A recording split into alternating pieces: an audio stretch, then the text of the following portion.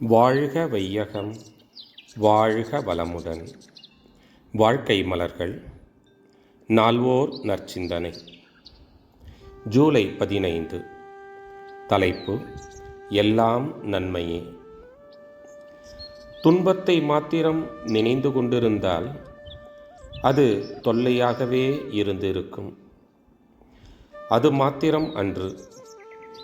ஒவ்வொரு நிகழ்ச்சியும் நடக்கிற போது காலத்தாலும் இடத்தாலும் எல்லாம் வல்ல இறைநிலையானது ஒவ்வொரு மனிதனுக்கும் கொடுக்கக்கூடிய அறிவுரை, அனுபவ உரை, அனுபவ ஞானம் அது.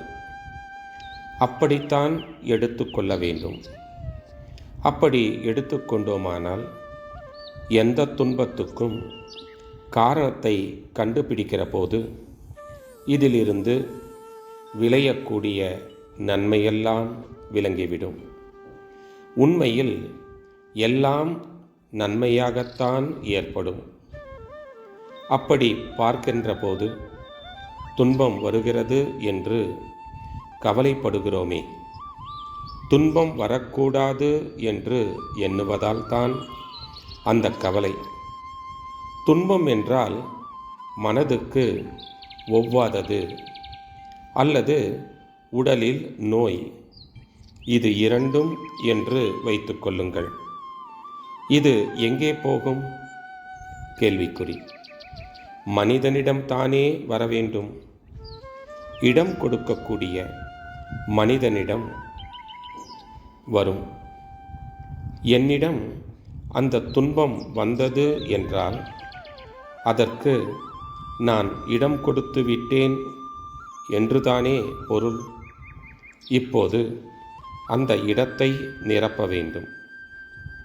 நான் பிறந்தேன், வாழ்ந்து கொண்டிருக்கிறேன், ஒரு நாளைக்கு முடியப் போகிறேன்.